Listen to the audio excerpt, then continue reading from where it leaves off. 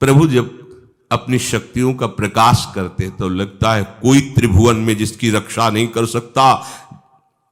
उसकी रक्षा के लिए मां भवानी दुर्गा अपना भयानक रूप धारण करके महिषासुर आदि दैत्यों का मर्दन करती है। प्रभु है उस रूप में, दूसरा नहीं है। तो उनकी सामर्थ्य कितनी है? दुर्गा कोटि अमित अरिमर्दन। हरि की सामर्थ्य कैसी? अमित दुर्गाओं जैसी।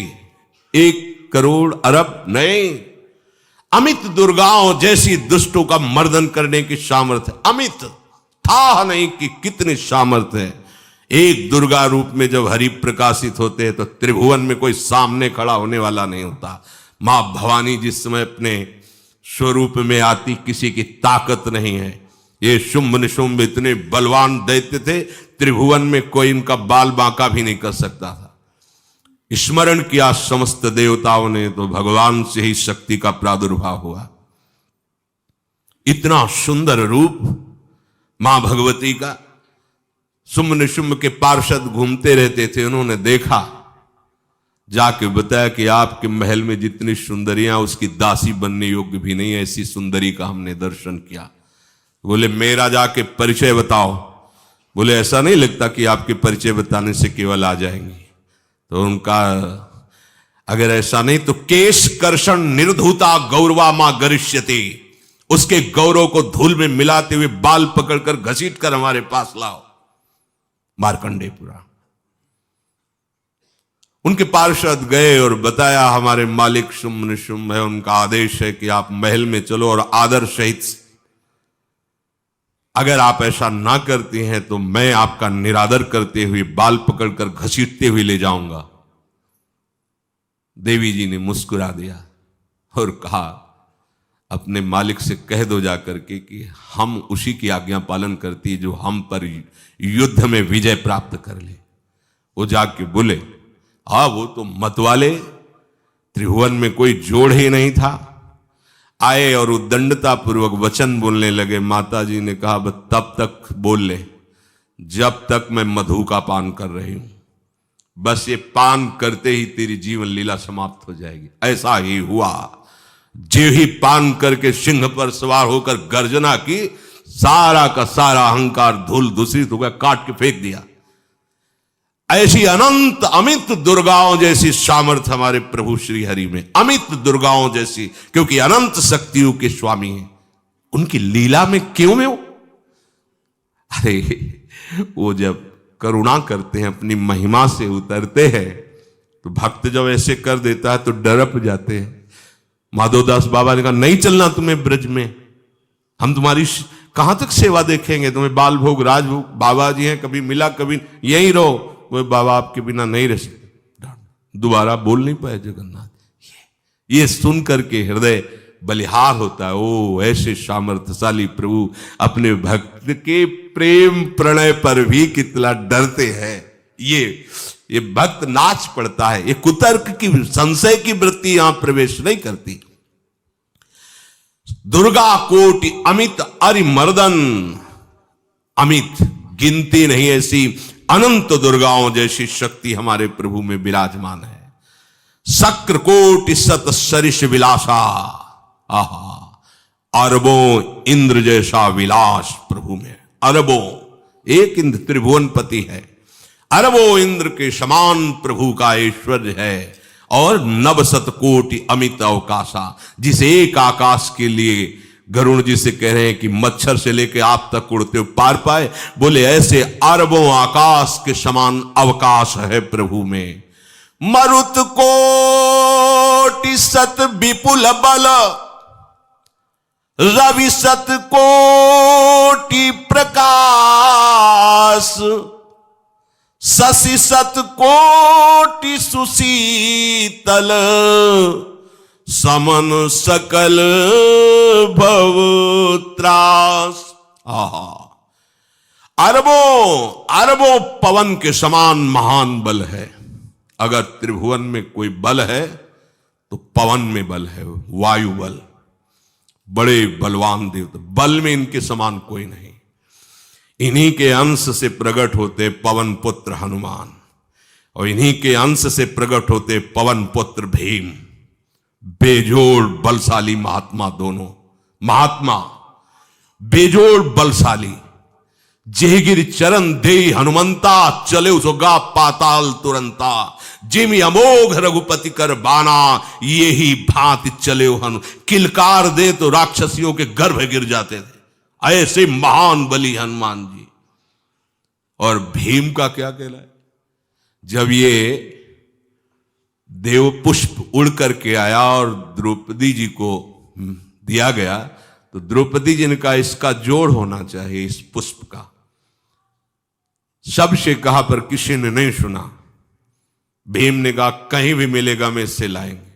ऋषियों ने समझाया कि आगे मत बढ़ो, ये यक्षों की भूमि है, युद्ध हो जाएगा और तुम्हें तैयारी करनी है हस्तिनापुर के लिए, और तुम इधर, वो सब दिव्य हैं, पवन पुत्र हैं, किसकी माने। अपने वेग को बढ़ाया तो महाभारत में पढ़ के देख लो, इनके चलने के वेग से वृक्ष उखड़ उखड़ कर गिर रहे थे। ऐसे जब चल रहे थे तो चलने के वेग से वृक्ष उखड़ जाते थे भीम के। तो हनुमान जी ने सोचा किसी के समझाए तो समझेंगे नहीं, तो आगे पवन पुत्र ही बैठ गए, बूढ़े बानर का वेश लेकर, लंबी पूंछे से। मार्ग में मर्यादा है, किसी पशु को भी नहीं लांघना चाहिए। विवेकवान उपासक ऐसा नहीं कि कोई सो रहा है पशु भी आप उसे लांघ जाए, ऐसा नहीं। जो विवेक है, जो मर्यादा है, वैसे किसी सोते हुए को लांघना नहीं चाहिए। उन्होंने कहा है वृद्ध बानर, ये अपनी पूंछ हटा ले और मार्ग दे दे, इस समय मैं विशेष कार्य के लिए जा रहा हूं। तो उनका जब कह ही दिया है वृद्ध, तो आप समझ ही रहे होगे कि वृद्ध में क्या ताकत होती। अब मेरी ताकत पूंछ हटाने की नहीं रह गई है, आपने तो वृद्ध ही कह दिया है, तो आप समझ रहे हो ना, आप पूंछ हटा लीजिए। कहा हमारी आज्ञा की अवहेलना करे, ऐसे उठी नहीं, दोनों हाथ लगाया, नहीं उठी, पूरी ताकत लगा दी। पवन पुत्र भीम की पूरी ताकत लग गई, पूंछ जरा से भी नहीं ली। हाथ जोड़ के खड़े बोले हम समझ गए हमारे बड़े भ्राता आप हनुमान जी हैं, क्योंकि ऐसा कोई बानर सृष्टि में पैदा नहीं हुआ कि मैं उसकी पूंछ ला हिला सकूं। मैं समझ गया। तो मुस्कुराए और बैठ के बोले हमारी आज्ञा मानो, इस मार्ग में मत जाओ, ये देव मार्ग है, ऐसे ऐसे सिद्ध हैं कि आपका अपराध बन जाएगा, आप शाप से युक्त हो जाएंगे, इसलिए मैं आपको मना। बोले प्रभु जब आप कृपा करके आए हो तो हमें वो रूप दिखा दो जो लंका में आपने रूप दिखाया। बोले मत उस बात की चर्चा करो, रहने दो। बोले प्रभु एक बार देखना चाहता हूं कि मेरा बड़ा भाई कितना बलवान है। हनुमान जी ने कहा फिर देख लो। कनक भूधराकार शरीरा, समर भयंकर अति बल। कांप गए भीम जी, हाथ जोड़ बोले भैया नीचे। स्वर्णिम कांति, वो भयानक उनका रुद्र रूप, कांप गए भीम, कांप गए। वायु में अगर बल में देखा जाए तो सबसे ज्यादा वायु बलवान है। भगवान कैसे है? मरुत कोट सत विपुल बल, अरबों वायुओं जैसी महान ताकत हमारे प्रभु में है, संशय नहीं। वो अगर छोटी सी कार्य के लिए सहयोग लेते हैं, ए उठवा दो, ऐसा कर, भक्तों के साथ वो विनोद करते, लीला करते, नहीं उनमें बल कितना है। ऐसे पवन पुत्र हनुमान जिनके चरणों को ऐसे गोद में लिए रहते हैं। एक उपनिषद में चरित्र आता है कि असुरों पर विजय प्राप्त करने के कारण देवताओं को गर्व हो गया और सभा में नृत्य गान चल रहा था।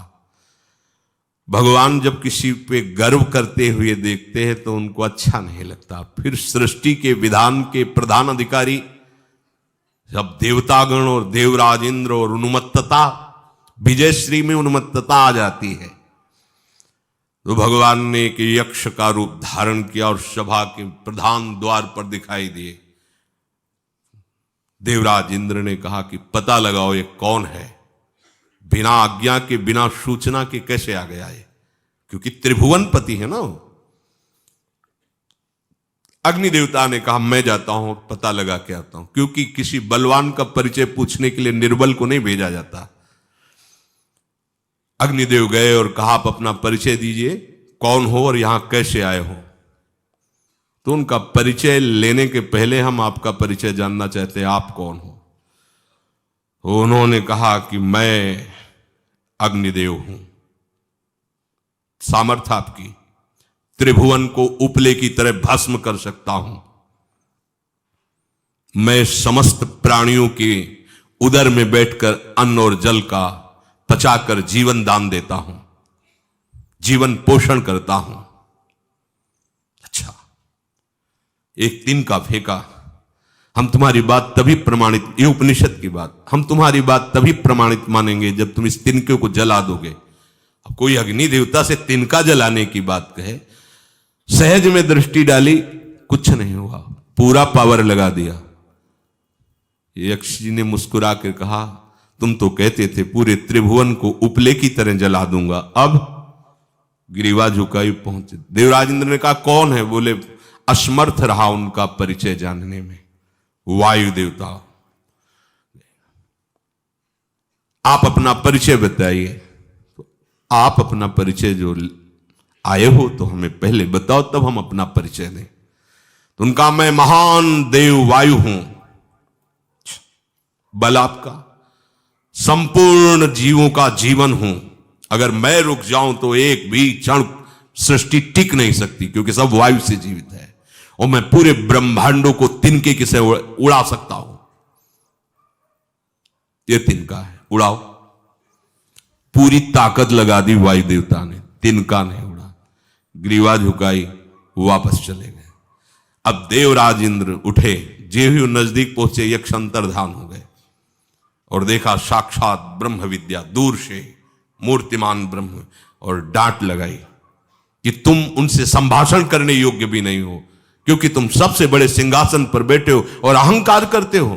तुम्हारे देवता सब सामर्थ्यहीन है, एक तिनका भी अग्नि नहीं जला सका, एक तिनका भी वायु नहीं उड़ा सका। अरे जिनकी शक्ति से शक्तिमान वो भगवान स्वयं आए हुए थे, कांप गए देव। अहंकार मत करो, जाओ। भगवान के बल से तुम विजयी हुए, देवताओं के बल से नहीं। देवताओं में जो शक्ति है वो उन्हीं के अंश से आई हुई है।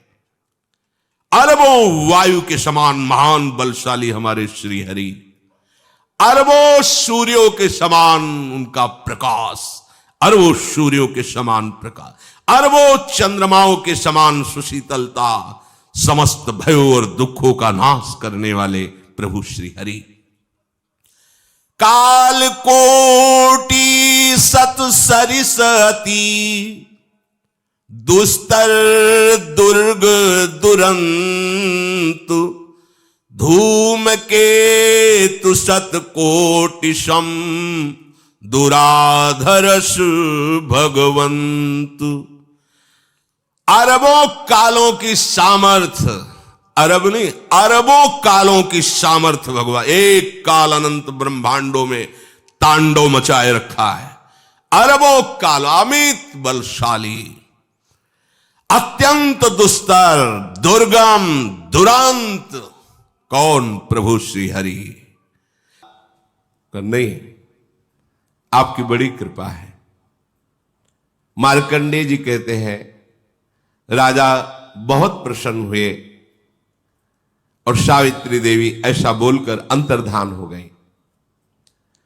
अश्वपति अपनी मनोकामना पूर्ण मान करके अपने नगर को आए, राज्य में रहने लगे। नियम पूर्वक उत्तम व्रत का पालन करने वाले राजा ने ब्राह्मणों से सहमति लेकर गर्भ स्थापित किया अपनी रानी के। ये बड़े भागवतिक विषय है। ब्याह हो जाना कोई व्यभिचार में प्रवृत्त हो जाना नहीं है। संयम पूर्वक भगवत आराधन करते हुए संतानोत्पत्ति रूपी क्रिया भगवान की पूजा होती है। दिशाओं को नमस्कार, भगवान को नमस्कार, देवताओं को नमस्कार करके ऐसे। अब वो गर्भ की 18 वर्ष से तो ब्रह्मचर्य है। महान तेजो में शुक्ल पक्षी चंद्रमा की भांति दिन प्रतिदिन बढ़ने लगा। समय आया, महारानी ने एक कन्या को जन्म दिया, तेजो राशि, मानो स्वयं सावित्री देवी ही कन्या के रूप में प्रकट हुई हो। जो जात कर्म संस्कार कराने वाले विद्वत ब्राह्मण आए, उन्होंने कहा ऐसी कन्या हमने नहीं देखी। ये देखो तप का फल, साक्षात सावित्री देवी की आभा प्रकट हो रही है, इसलिए इस कन्या का नाम सावित्री ही रखा जाएगा। मूर्तिमान सौंदर्यता की देवी लक्ष्मी के समान दिन प्रतिदिन बढ़ने लगी। बड़ा आनंद। कुछ समय में वो नौ किशोर अवस्था को प्राप्त हुई। ऐसा लगता था मानो सोने की कोई प्रतिमा हो। जो देखता उसकी आंख सामर्थ्य नहीं रखती, नीचे झुक जाती। कोई सावित्री की तरफ आंख उठा के भी देखने की, ऐसा तेज, दुर्धर्ष तेज, कमल के समान मनोहर नेत्र वाली, अपने तेज से प्रज्वलित हुई अग्नि के समान, किसी भी राजकुमार की हिम्मत नहीं कि उसे वरण कर ले पत्नी के रूप में। एक दिन उपवास करके, सिर से स्नान करके, देव पूजन करके, ब्राह्मणों से स्वस्ति वाचन करा करके, इष्ट देवता का प्रसाद माथे पे धारण करके वो अपने महात्मा पिता के पास गई और प्रणाम किया। गौर से देखा कि मेरी पुत्री तो नौ किशोर अवस्था को प्राप्त, अर्थात अब ब्याह के योग्य हो रही। उन्होंने कहा, बेटी, किसी भी राजकुमार की सामर्थ्य नहीं कि तुम्हें वरण कर सके। मुझे सब मंत्रीजन समाचार देते हैं, पर मेरे को इस दुख से तुम ही निकाल सकती हो। अगर तुम्हारा ब्याह नहीं हो रहा तो फिर मैं दुखी तो रहूंगा। स्वयं कोई राजकुमार वरण नहीं कर रहा तुम्हारा, क्योंकि गुप्तचरों द्वारा पता चलता है। किसी वर में इतनी सामर्थ्य नहीं कि तुम्हारा पाणी ग्रहण कर सके। तुम्हारे तेज से प्रतिहत होकर किसी की सोच ही नहीं बन सकती कि तुम उसकी अर्धांगिनी बनो। इसलिए तुम्हें स्वयं वर का वरण करना होगा। कोई वर तो तुम्हें वरण नहीं कर रहा, ऐसा तेज तुम्हारा सौंदर्य है। तुम जिसे पति के रूप में चाहो, बस उसका परिचय हमें बताओ आकर, मैं उन्हीं के साथ तुम्हारा पाणी ग्रहण संस्कार कर दूंगा। मेरी ये मन की जो पीड़ा है, हर पिता के मन में एक पीड़ा होती, बेटी को सुयोग्य वर की प्राप्ति हो जाए। कल्याणी, मैंने ब्राह्मणों के विद्वानों के मुख से सुना है, विवाह के योग्य हो जाने पर कन्या का दान न करने वाला पिता निंदनीय नारकी गति को प्राप्त होता है। कन्या विवाह के योग्य है, उसे सुयोग्य वर के साथ वरण नहीं किया गया तो ये पिता को अपराध लगता है, ये निंदनीय।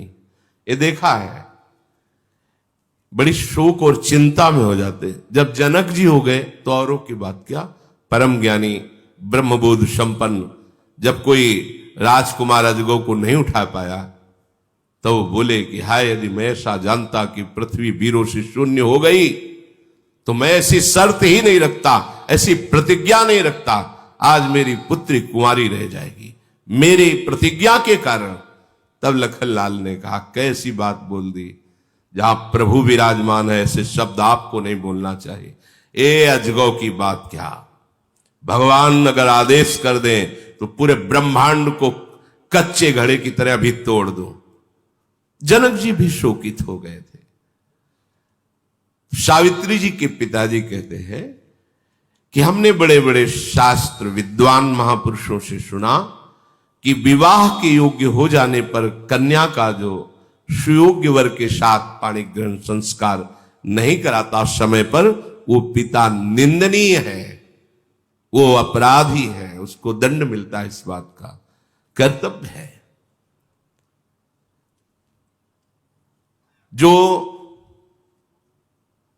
पिता के पधार जाने पर अपनी माता की रक्षा नहीं करता, पूर्ण सेवा नहीं करता, वो पुत्र अपराधी है, धिक्कार योग्य है, उसे दंड मिलता है।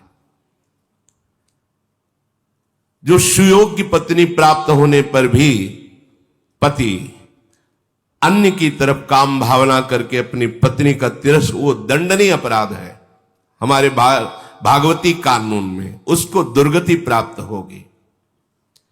इसलिए मेरी बात समझकर बेटा तुम अपने योग्य पति की खोज करो, ऐसी चेष्टा करो जिससे मैं नारकी गतियों को प्राप्त ना हो, क्योंकि तुम यौवन अवस्था को प्राप्त हो रही हो और कोई भी वर साहस नहीं कर रहा तुम्हें अपनी पत्नी बनाने का। मार्कंडे जी कहते हैं, महाराज युधिष्ठिर, पुत्री से ऐसा कहकर कुछ सेना, प्रधान अंगरक्षक और बूढ़े मंत्री और विद्वान ब्राह्मण साथ दे दिए, सब सेवा सामग्री और यात्रा। आप खोज करो अपने योग्य वर की। पिता के चरणों में प्रणाम करके उनकी आज्ञा पालन करने के लिए तत्काल सावित्री जी ने प्रस्थान किया। स्वर्णमय रथ आसपास अंगरक्षकों से घिरी हुई, विद्वान ब्राह्मण मंत्री सब साथ चल रहे। बड़े बड़े मुनियों के आश्रमों में जाकर उनकी चरण वंदना, उनकी सेवा करना और भ्रमण करना, तीर्थों में जाकर के दान करना, पर दृष्टि रहती कि कोई मेरे योग्य वर दिखाई दे दे। एक दिन की बात है, महाराज अश्वपति सावित्री जी के पिता सिंहासन पर विराजमान थे। उसी समय देखा सर्व त्रिभुवन पूजनीय भगवान देवर्षि नारद जी पधारे। खड़े हो गए, साष्टांग प्रणाम किया, चरण धोए, अर्घपाद्य आदि देकर वंदना करके विराजमान किया। इधर सावित्री जी खोज कर रही थी। उन्होंने देखा जंगल में एक साधारण वस्त्र, एक ही केवल, नीचे कोई वस्त्र नहीं, कोई आभूषण नहीं, कांधे पे कुल्हाड़ और लकड़ी का छोटा सा गट्ठर। देखा और कहा, ये मेरे पति बनने योग्य है। मंत्रियों ने कहा, तुम्हारा इस समय विवेक काम कर रहा है? आप देख रहे कौन है? बोले, मेरे मन ने स्वीकार कर लिया कि ये मेरे योग्य पति हैं। अब आप जानकारी आप कीजिए। तत्काल जानकारी शुरू हुई। पता चला ये पास में एक फूस की झोपड़ी है जिनमें इनके माता पिता रहते हैं, वो भी आंखों से अंधे हैं। यही उनका भरण पोषण करते हैं। समिधा आदि लाकर, यज्ञ आदि, फल आदि जंगल के, लकड़ी आदि बेचकर कुछ व्यवस्था ऐसी। मूल में कौन है? पता चला कि दुमत्सेन नाम के राजा थे। शत्रु पक्ष ने विजय प्राप्त कर ली तो अपने बालक को लेकर जंगल में समय व्यतीत कर रहे हैं। और यहां आने पर वो सब सोच सोच करके इनकी जीवती आंखों की दोनों की चली गई है। और यही अपने माता पिता का भरण पोषण, बस यही मेरे पति है। फिर विद्वानों ने, मंत्रियों ने कहा, आप समझ रही हो, खाने को नहीं है, आप राजकुमारी हो, इतना वैभव मैंने वरण किया। जब वो सभा में प्रवेश कर रही थी अपने पिता के, तो देवर्षि नारद जी विराजमान थे। पिताजी के साथ देवर्षि नारद जी को बैठा देखकर सावित्री देवी ने नारद जी के दोनों चरणों को स्पर्श करते हुए मस्तक पधराया। नारद जी ने कहा, कहां से आ रहे हो आप? उनका वर की खोज में। अभी अभी मैं आई हूं अपने वर का वरण करके। सावित्री जी ने कहा, आप जानना चाहेंगे? पिताजी सुनो, वो शाल्व देश में दुमत्सेन नाम के प्रसिद्ध एक धर्मात्मा राजा थे। शत्रु पक्ष ने विजय प्राप्त करके उस राज्य पर अधिकार कर लिया तो वो अपने एक पुत्र को लेकर के जंगल में भाग आए और बहुत सी विपत्तियों का सामना और चिंतन करने का उनके दोनों नेत्र चले गए, राजा और रानी के। और उनके जो पुत्र हैं उनका नाम सत्यवान है। वो अपने माता पिता का भरण पोषण कर रहे हैं और मेरे योग्य पति वही है, मैंने मन से उनका वरण कर लिया है। सावित्री जी ने संभाषण नहीं किया था। नारद जी एकदम बोल उठे, नहीं नहीं नहीं, ऐसा नहीं, बड़े खेद की बात, शोक की बात है, तुमने ऐसे को वर्ण कर लिया।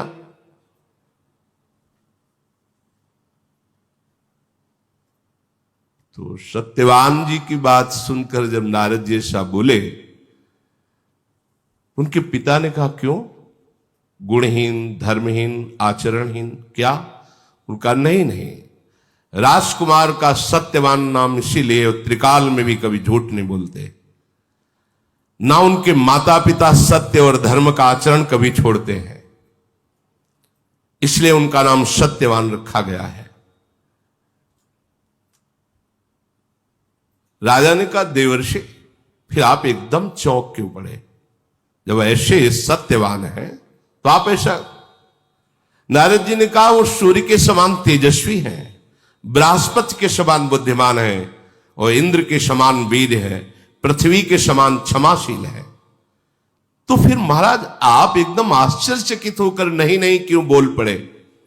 सुनो, वे दान देने में भी रंतिदेव के समान है, उशीनर पुत्र महाराज शिवी के समान शरणागत की रक्षा करने में समर्थ है। वो बहुत ही सुंदर और प्रिय दर्शन जैसे चंद्रमा सबको प्रिय लगता है, वो रूपवान भी है। फिर महाराज क्या आपने दोष देखा? आप तो जितनी बात बता रहे हैं ये तो सब किसी महापुरुषों में होती है। इन सब गुणों को ढक देने वाला हमने एक दोष देखा। क्या? वो बस 1 वर्ष जीवित रहेंगे, आज से 1 वर्ष जीवित रहेंगे और 1 वर्ष में उनका शरीर छूट जाएगा। पिताजी भी कांप गए, नहीं नहीं, ऐसा वर्ण नहीं वर्ण करना, 1 वर्ष। राजा बोले बेटी तुम दूसरा वर वर्ण कर लो, सत्यवान सब गुणों से युक्त है पर 1 वर्ष जीवित नहीं, नहीं ऐसा नहीं। भगवान देववंदित नारद जी के वचन परम सत्य होते हैं।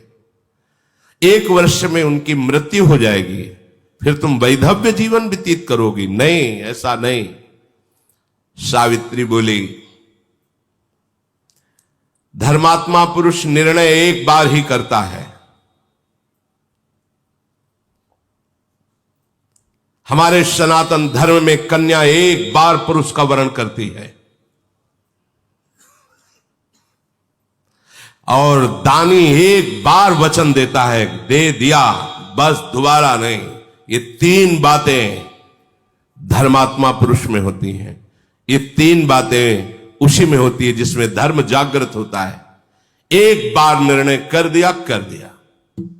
एक बार पति का वरण हो गया, हो गया। ये आज की मंद बुद्धि, मलिन बुद्धि इस बात को एक बार कह दिया, दिया तो दिया, फिर उसमें लौट कर नहीं सोचा कि मेरे प्राण जाएंगे या मैं भूखा रहूंगा। धर्मात्मा पुरुष में 3 लक्षण। एक बार निर्णय कर दिया, एक बार कन्या ने वर का वरण कर लिया, एक बार दान देने के समय बोल दिया ये तुम्हें दिया, फिर कुछ भी हो जाए पीछे नहीं हटना। अब अल्पायु हो या शतायु हो, गुणवान हो या गुणहीन हो, मैंने एक बार सत्यवान को पति रूप से देख लिया। सत्यवान को भी पता नहीं, बस सत्यवान ही मेरे पति रहेंगे, चाहे 1 वर्ष हो या 1 दिन हो। ये रहे धर्म। मैं जो मन से निश्चय करती हूं वही वाणी से बोलती हूं और उसी को क्रिया रूप में परिणित करती हूं, और यही सत्य धर्म में चलने वाले की पहचान है। वाणी, मन और क्रिया एक ही होनी चाहिए। मन में कुछ और, बोल कुछ और रहा है, क्रिया कुछ और है, ठीक बात नहीं है। नारद जी ने कहा, धन्य हो, धन्य हो, धन्य हो। देवी, तुम्हारी बुद्धि धर्म में स्थित है, इसलिए अब किसी के सामर्थ्य नहीं कि तुम्हें धर्म से कोई हटा सके। पुत्री, तुमने जो सत्यवान के साथ वरण करने की निष्ठा दिखाई, मैं बहुत प्रसन्न हुआ। देवर्षि नारद जी ने कहा। राजा बोले कि मेरा हृदय भी फूल गया, मुझे ऐसी संतान मिली जो धर्मनिष्ठ है। बेटी, मैं वैसा ही करूंगा जैसा तुम निर्णय किए हुए हो, क्योंकि धर्म का यही निर्णय है। वो केवल देखा और मन में ठान लिया। कोई आगे प्रक्रिया ब्याह की नहीं हुई थी। सत्यवान को भी बात नहीं पता थी। नारद जी ने कहा, कोई विघ्न बाधा तुम्हारे ब्याह में न पड़े, मैं ऐसा आशीर्वाद देता हूं। अच्छा, मैं चलता हूं। भगवान नाम गुणगान करते हुए वो भगवत धाम की तरफ नारद जी चले। इधर विवाह की तैयारियां हुई। युधिष्ठिर, अश्वपति ने बड़ी प्रसन्नता से ब्याह की सामग्री एकत्र करवाई।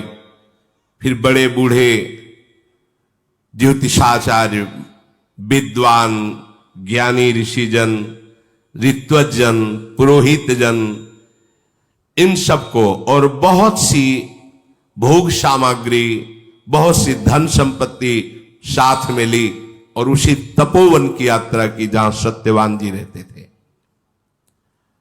वहां आश्रम के निकट पहुंच करके सब सवारियां रुकवा दी और नंगे पैर होकर के अश्वपति, जो सावित्री जी के पिता थे, पाग हटाकर, सर का पाग और चरणों की पादुका ये हटा करके, ये सबसे बड़ा सम्मान होता है, ब्राह्मणों को आगे करके वहां गए।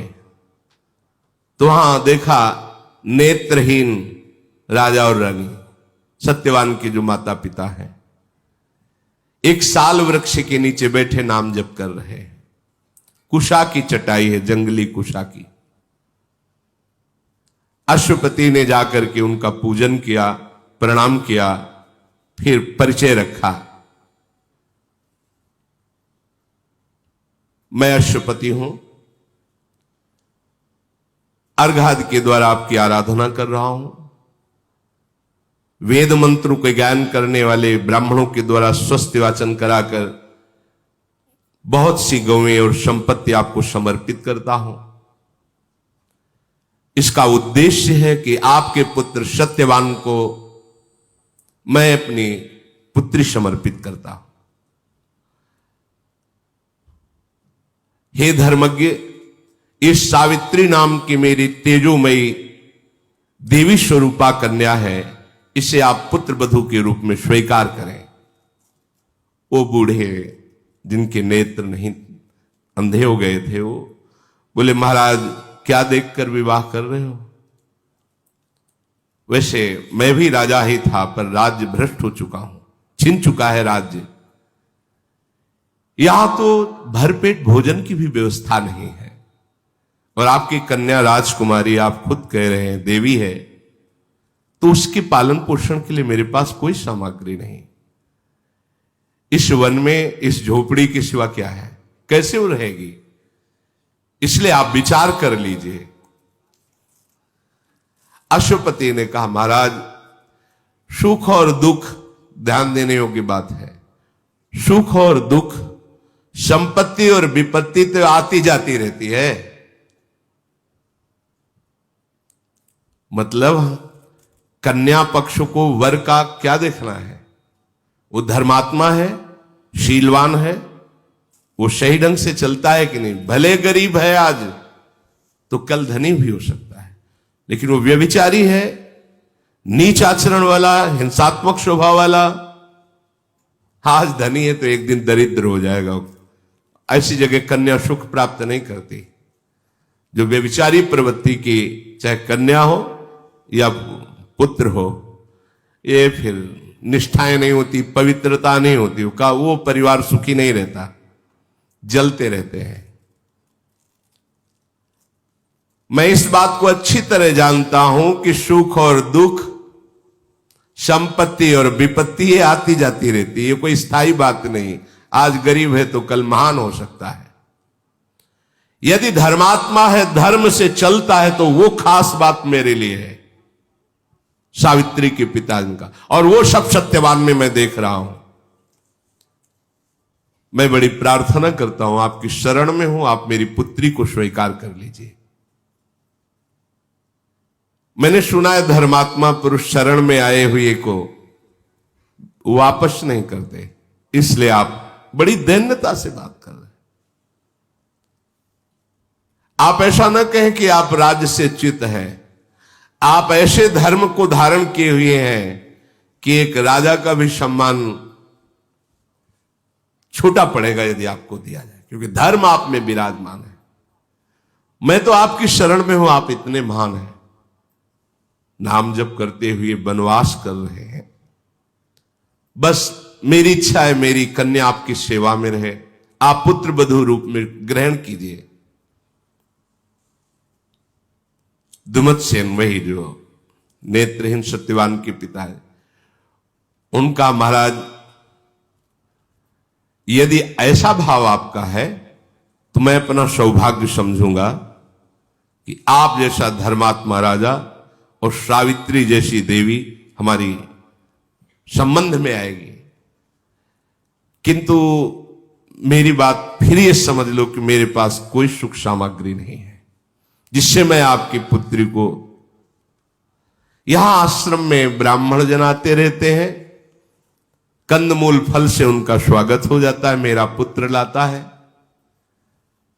उनका महाराज आप इसकी चिंता न करें।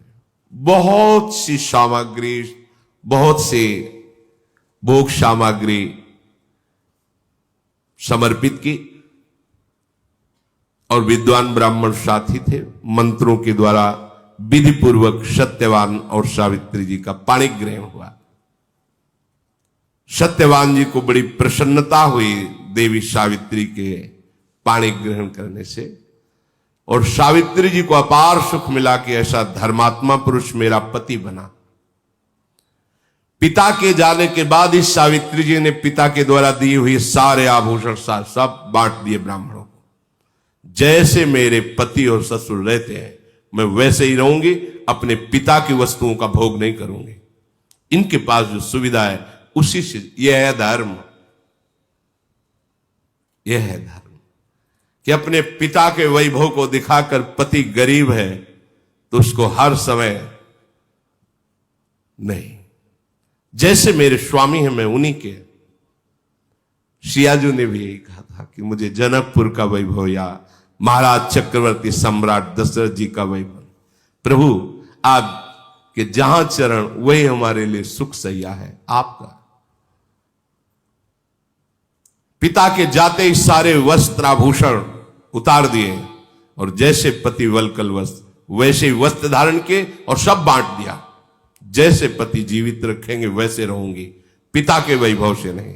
ये धर्म है, इसे धर्म कहते हैं। मेरे पति जैसे माता पिता की सेवा करके मैं उसी से नहीं चाहिए ये वैभव। वो दे गए थे, सब बांट दिया, शरीर में कोई आभूषण नहीं रखा।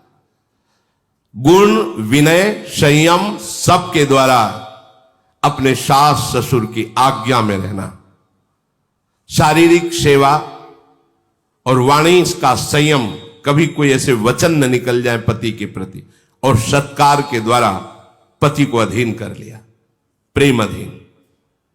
यह है वास्तविकता।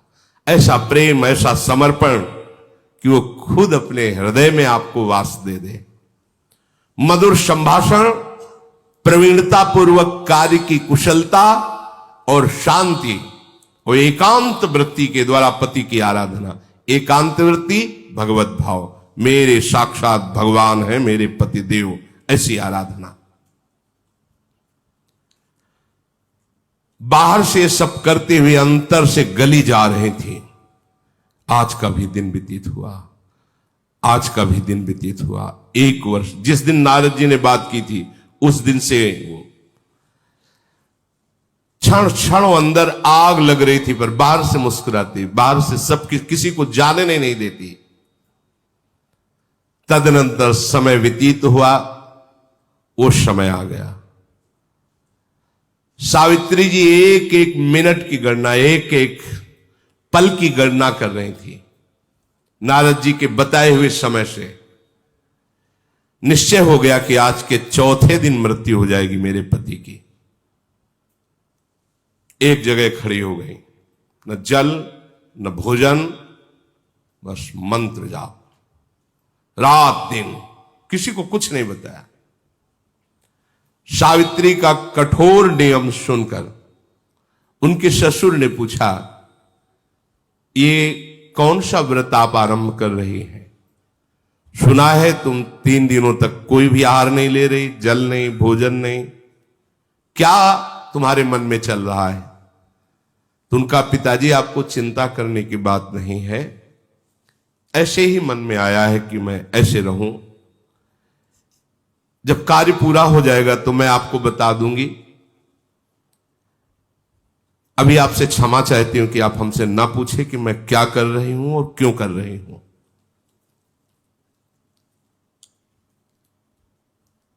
बस आप शांत रहिए, तो आप कोई प्रश्न मत कीजिए।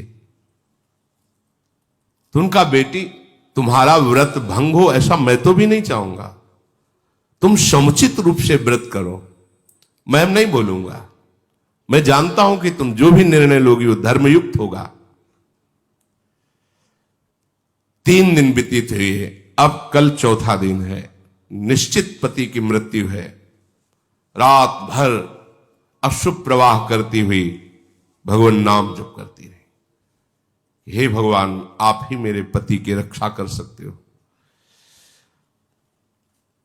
जो ही सूर्योदय हुआ, बड़े बूढ़े ब्राह्मणों को प्रणाम करना, सास ससुर को प्रणाम करना दिन की दिनचर्या थी, वैसे ही प्रणाम किया। और सावित्री जी ने सास ससुर से कहा, अभी तक हमने आपसे कोई वस्तु नहीं मांगी, आज मैं एक बात आपसे मांग रही हूं। कहा, बेटी हमारे पास है ही क्या जो मैं तुम्हें दे सकूं? बोले, जब से पाणी ग्रहण संस्कार होकर आया मैं आपकी सेवा से बिलक नहीं हुई, आज मुझे आदेश कीजिए। पति जो लकड़ी लेने जाते हैं, समिधा लेने जाते हैं, फल मूल लेने, आज मैं उनके साथ वन देखना चाहती हूं और उनके साथ जाना चाहती। ये ना सत्यवान को पता है, न उनके माता पिता को पता है।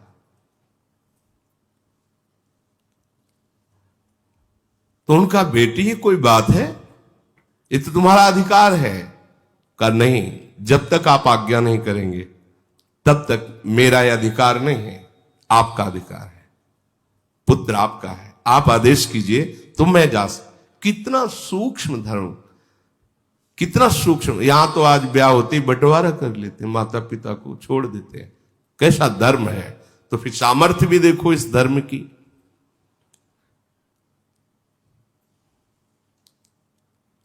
आज मैं इसलिए जाना चाहती हूं कि आज कोई मेरा बहुत बड़ा मनोरथ है। जब मैं वो मनोरथ पूर्ण कर लूंगी तब आप भी प्रसन्न हो जाएंगे, देख लेना। अपने सास ससुर से कहा। सत्यवान ने कहा, सुंदरी तुमने पहले कभी ऐसा नहीं कहा हमारे साथ चलने को, आज ही क्यों? वन बड़ा दुखदाई है, मैं बचपन से रह रहा हूं, मुझे अभ्यास है। तुम एक तो कई दिनों से ना आहार लिया है, जल आदि, खड़ी ही रही हो, मुझे लगता है तुम वन में चलने लायक नहीं हो।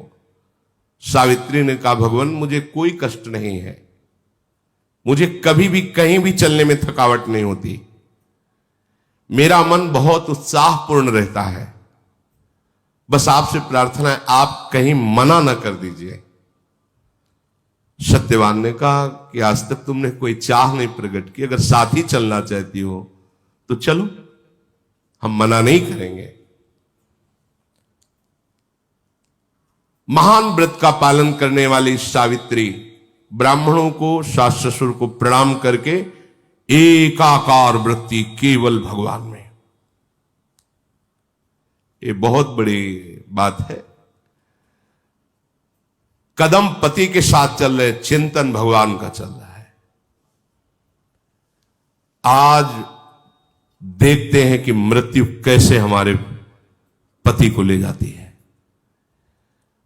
हृदय घबरा रहा है, जलन पैदा हो रही है, भगवद स्मरण एक तार चल रहा है। देखने में बहुत मुस्कुराती हुई दिखाई दे रही, जिससे उनके पति को पता न चले।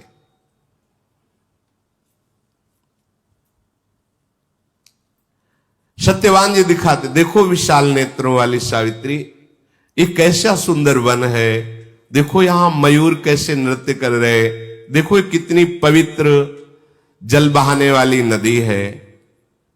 धीरे धीरे सावित्री जी चल रही, पर दाह बढ़ रहा है, क्योंकि उनको पता है कुछ ही क्षण रह गए मृत्यु के, और पति को पता नहीं है।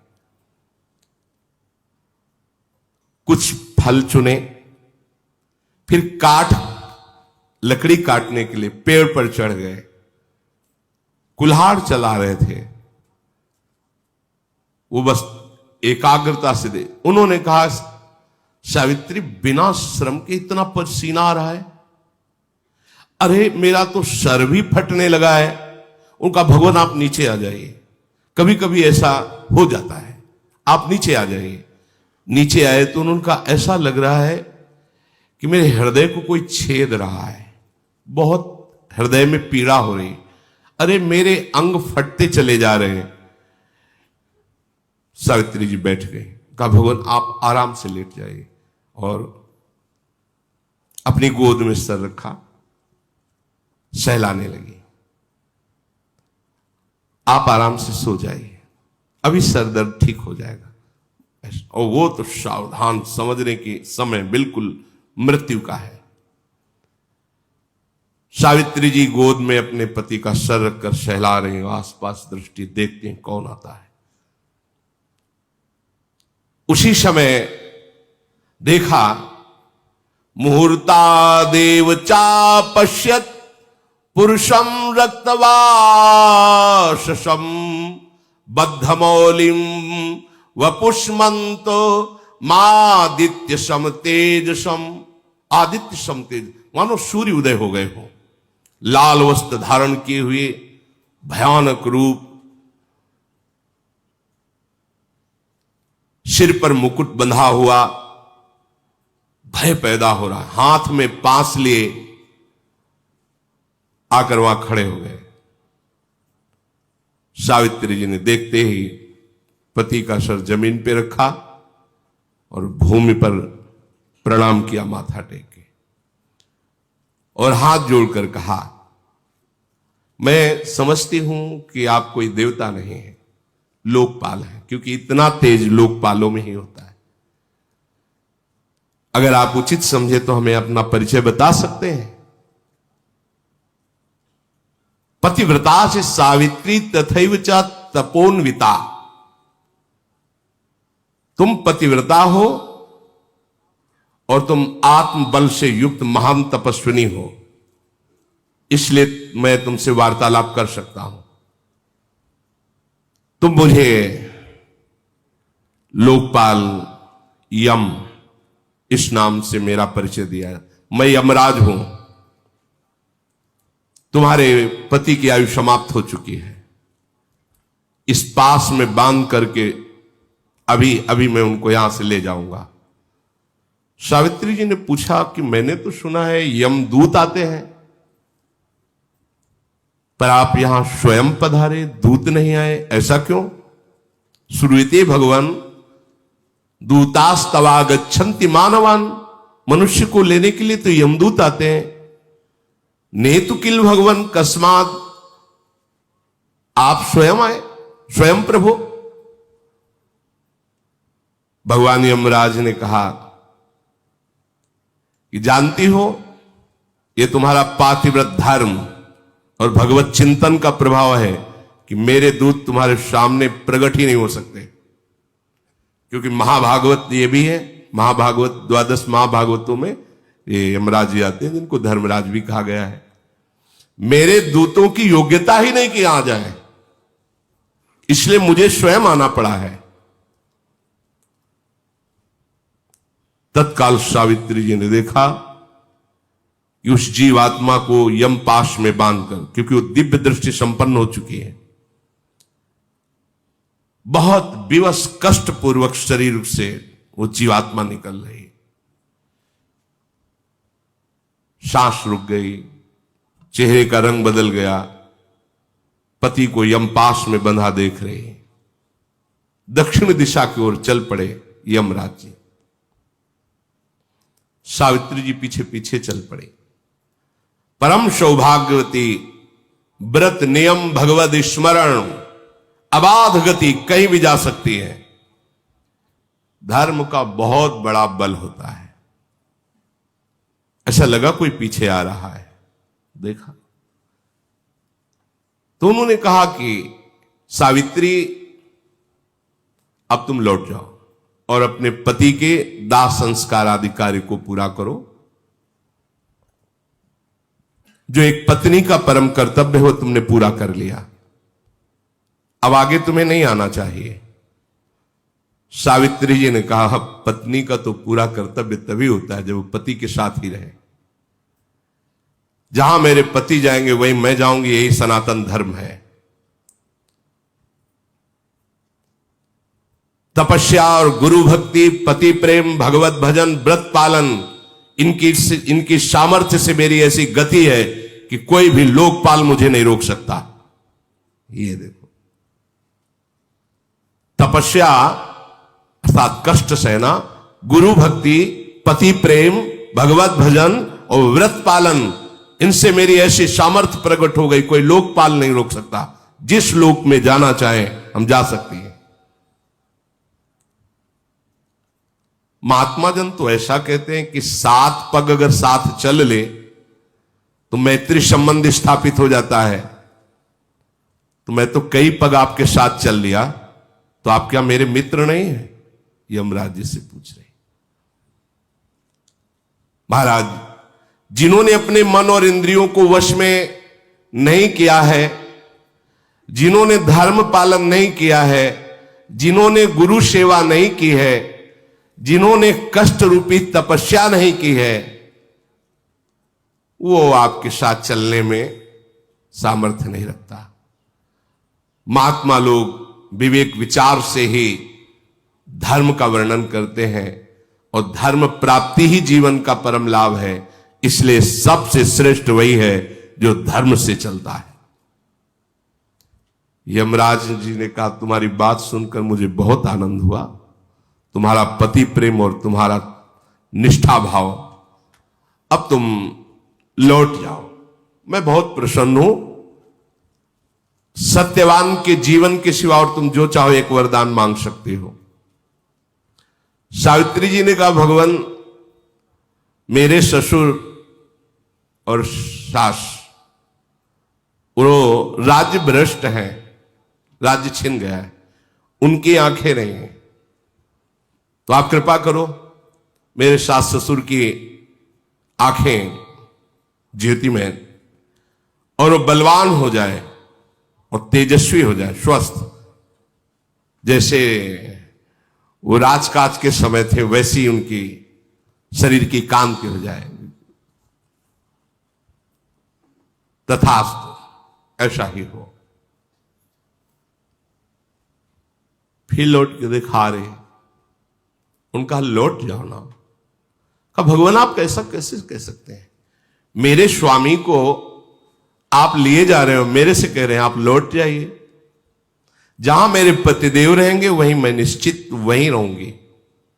मेरे प्राणों को ले जा रहे हैं और शरीर को कह रहे हैं आप वापस लौट जाओ, असंभव।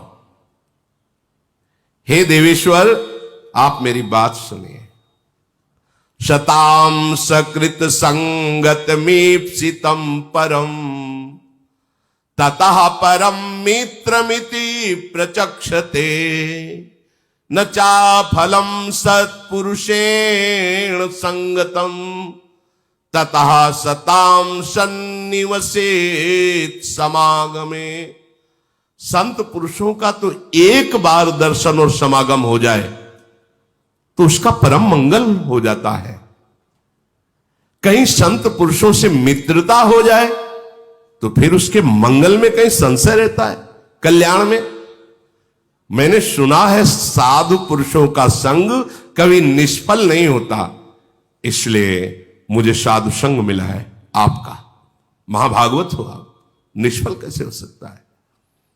मुस्कुरा दे यमराज जी, बोले बहुत गूढ़ बात तुमने कही, मेरा मन प्रसन्न हुआ।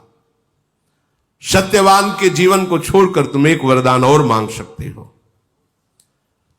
तो उनका मेरे सास ससुर का राज्य छिन गया था, वो राज्य मिल जाए। जैसा उनका शासन था वैसा ही उनको तथास्तु, ऐसा ही हो। अब तुम लौट जाओ। फिर पीछे देखा, सावित्री जी जा रहे। आप क्यों नहीं वापस जा रहे?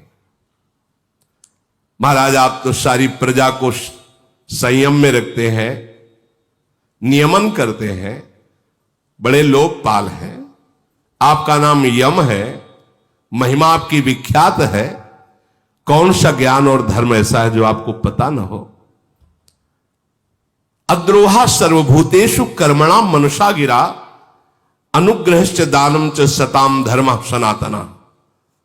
मन, वाणी और क्रिया द्वारा जो अपने जीवन में किसी को भी कष्ट नहीं देता, सब पर दया भाव रखता है और दूसरों को सुख देता रहता है, वही साधु है, वही सनातन धर्मी है। संसार के लोग अल्पायु होते हैं, भोगों से शक्तिहीन हो जाते हैं, पर आप जैसे महात्मा की अगर कोई सानिध्य प्राप्त कर ले तो फिर उसे अमंगल नहीं देखना पड़ता। यमराज बोले बहुत सुंदर धर्म की बात कही। सत्यवान के जीवन को छोड़कर तुम एक और वरदान मांग सकती हो। सावित्री ने कहा कि मेरे पिता ने पुत्र के लिए तपस्या की थी तो मैं प्रकट हुई थी। मैं चाहूंगी कि मेरे पिता के द्वारा ही मेरी माता के गर्भ से मेरे 100 भाई प्रकट हो, 100 पुत्र प्रकट हो। तथास्तु, ऐसा है। दोनों कुलों का उद्धार, ऐसा ही हो। फिर चले तो फिर देखा पीछे, अब लौट जाओ, बहुत दूर तक आ गई हो। सावित्री ने कहा भगवान आपको बोल दिया कि स्वामी के समीप ही मेरी स्थिति होगी, ये स्थान कोई और नहीं ले सकता। मेरे स्वामी जहां वहीं मैं, आप जहां भी जाओगे मुझे वहीं पाओगे। पर मैं चलते चलते आपको एक बात सुना दूं। आप भगवान सूर्य के पुत्र हैं, बड़े प्रतापी हैं, विद्वान पुरुष आपको वैवस्वत कहते हैं। आपका यश है क्योंकि आप कभी किसी को गलत दंड नहीं देते, धर्म में निर्णय करके ही उसे दंड देते हैं, क्योंकि आपको किसी गवाही की जरूरत नहीं है, स्वयं सबको देखते हैं। इसीलिए आपका नाम धर्मराज है। महाराज आप पर जितना हमें विश्वास है उतना ही सबको संतों पर विश्वास होता है, इसलिए संतों पर विशेष प्रेम करना चाहिए। और आप संत हैं, महाभागवत है। आप जानते हैं कि किससे प्राणियों का हित होता है, कैसे सौहार्द किया जाता है। इसलिए मैं संतों पर, आप पर बहुत अधिक विश्वास करती हूं।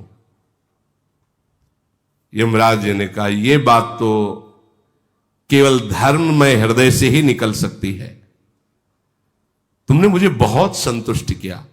सत्यवान के जीवन के सिवा ये चौथा वर है, कोई और जो चाहो मांग लो। महाराज मैं भी औरस पुत्र चाहती हूं। औरस शब्द होता है केवल पति के संयोग से, नहीं तो देवी संकल्प से भी पुत्र होता है, गर्भ हो जाएगा। ऐसे संकल्प किया गर्भ हो, शब्द बोल दिया, मैं भी औरस पुत्र चाहती हूं। औरस केवल अपने पति के द्वारा, संकल्प आदि या मंत्र आदि के द्वारा नहीं। अब वो इतने आनंदित हो गए थे सावित्री जी की बात सुनकर, औरत शब्द पर उन्हें ध्यान ही नहीं रहा। मुझे पुत्र, उनका तथास्तु, ऐसा ही हो, तुम्हें पुत्र की प्राप्ति होगी, अब तुम लौट जाओ, अब आगे तुम्हें नहीं बढ़ना। सावित्री जी ने कहा एक बात तो सुन लो, संत पुरुषों ने कहा है कि जिसकी धर्म में वृत्ति लगी रहती उसे ही धर्मात्मा महात्मा कहते हैं। वही धर्मात्मा महात्मा है कि जिसके हृदय में कभी व्यथा और शोक नहीं होती। संत पुरुषों का संतों से जो समागम होता है वो महासुख प्रदान करने वाला होता है। श्रेष्ठ पुरुष संतों के संग से ही भय पर विजय प्राप्त करते हैं, निर्भय होते हैं। संत सूर्य के समान प्रकाश करते हैं। जैसे सूर्य प्रकट होकर बाहरी अंधकार का नाश करता है, तो संत अंदर के अज्ञान अंधकार का नाश करते हैं। संत महात्मा पूरी पृथ्वी को अपने भजन संकल्प बल से सुख प्रदान करने की चेष्टा करते हैं। संत पुरुष भूत, वर्तमान और भविष्य तीनों को मंगल कर देते हैं। संत पुरुषों के बीच में यदि रहने को मिल जाए तो कोई भी माया जनित दुख उसे दुखी नहीं कर सकता। ये सनातन सदाचार है और सत्पुरुषों द्वारा सेवित है। इसलिए संतों का संग करना चाहिए और परोपकार करना चाहिए। कभी भी अपनी स्वार्थ बुद्धि रख करके संत समागम से विमुख नहीं होना चाहिए। संतों का संग कभी व्यर्थ नहीं जाता। संतों के संग से स्वार्थ की भी हानि नहीं होती। संतों का कृपा प्रसाद अर्थ और मान को भी बढ़ा देता है। संतों में नित्य निरंतर भाव बने रहने से संपूर्ण जगत का मंगल होता है। धर्मराज ने कहा, ऐसी गंभीर वाणी और संत निष्ठा, बहुत प्रसन्न हुआ। क्या कोई और वर मांगने की इच्छा है? सत्यवान के सिवा अगर चाहो तो और वर मांग सकती हो। सावित्री जी ने कहा, नहीं नहीं नहीं, मैं कोई वर मांगने के लिए नहीं कह रहे। जो वर दिया है उसकी प्रशंसा की है कि आप संत, आपके जैसे संतों का समागम प्राप्त होने पर किंचन मात्र दुख। आपको पता है अभी आपने क्या वर दिया? आपने कहा तथास्तु, और हमने मांगा था औरस पुत्र। कैसे होगा? खड़े हो गए धर्मराज जी। मैं एक पतिव्रता हूं, जानते हो, मन वचन कर्म से आज तक किसी की ओर काम भाव से नहीं देखा। काम भाव से उत्तम के बस अस मन माही, सपने हुआन पुरुष जग नाही। मेरे पति को अब छोड़ो, क्योंकि आपका वचन कभी झूठा नहीं होता। पति के बिना औरस पुत्र नहीं हो सकता। धर्मराज को, एक पतिव्रता ने धर्मराज को उत्तरहीन कर दिया। आपने वर दिया ना, फिर आपका अधिकार कैसे बनता है कि आप हमारे पति को ले जाएं और आप भाग्य पलटने में सामर्थ्यशाली हैं। ऐसा नहीं कि भाग्य के लिखा चलेगा। अब आप अपने वचन को याद कीजिए, तथास्तु। कैसे पूरा करेंगे? सूर्यपुत्र भगवान धर्मराज सावित्री जी की तरफ देखते रहेंगे कि ऐसे फंसा लिया, समझ ही नहीं पाए। वो समझ ली भाव में आके, बहुत प्रसन्न हुए और कहा, सावित्री धन्य है तुम्हारा पातिव्रत धर्म। धर्म का यथार्थ वचन सुना करके मुझे अधीन कर लिया। जाओ, मैं मुक्त करता हूं सत्यवान को। कभी जीवन में इनको अब कोई रोग नहीं होगा। ये जो सोचेंगे तत्काल वही हो जाएगा और तुम सदैव सौभाग्यवती रहोगे। यहां से भूमि लोक से जाओगे तो सौभाग्यवान होके ही जाओगे, पहले तुम सौभाग्य विहीन नहीं जाओगे कि पति पहले चला गया और तुम्हारा ये ऊपर से आशीष से दिया। तेरे ही नाम से वंश परंपरा चलेगी। तुम्हारे सत्यवान से जो पुत्र होंगे धर्मात्मा महान और बलशाली होंगे और 100 पुत्र होंगे। धर्मराज जी ने कहा देखो ये जो भागवतिक धर्म सिद्धांत है मिथ्या नहीं है। हमने लोग कलयुगी जीव ऐसे वासनाओं में बह रहे हैं। सोचो जहां हमारा हम कहते हैं हमारा सनातन धर्म यह है हमारा धर्म। एक बार वर्ण कर लिया, देवर्षि नारद जी कह रहे, पिता कह रहे, वर्ण भी ऐसा नहीं, सत्यवान से वार्ता नहीं की। हमने वर्ण किया, अब आप पता लगा ये कौन है, ठीक कुल निकला, ठीक पर ऐसा नहीं कि हम जो वर्ण कर ले भाई, साथ में वयोवृद्ध चल रहे हैं उनका निर्णय करेंगे। क्या ये जो आज की नवीन धारा चल रही है ये हमारा धर्म है? ये जो नवीन धारा चल रही, नए नए बच्चे जो आजकल ये मित्रता का व्यवहार करते हुए वासनाओं का खेल खेल रहे हैं, कैसे जानोगे धर्म क्या है? कैसे जानोगे पवित्रता क्या है? जो धर्मराज की भी बुद्धि को लड़खड़ा दिया, सबको उत्तर देने की सामर्थ्य रखने वाले को निरुत्तर कर दिया, वो है धर्म पालन। अपने पति में भगवत भावना करके, ये अलौकिक बात, ये अलौकिक बड़ी महिमामयी बात। जो जहां है अपने धर्म को समझो। ये तुम्हारा मनोरंजन नहीं है, ये जीवन भगवत प्राप्ति के लिए है। नाम जप करते हुए अपने कर्तव्य को भगवान की पूजा समझते हुए अपने संबंधों को भगवत प्रसन्नता भगवत भाव से युक्त करते हुए अगर जीवन व्यतीत कर ले गए तो वो पद प्राप्त होगा, वो महिमा जागृत होगी जो जीवन की परम सार्थकता है। श्री राधा वल्लभ लाल की।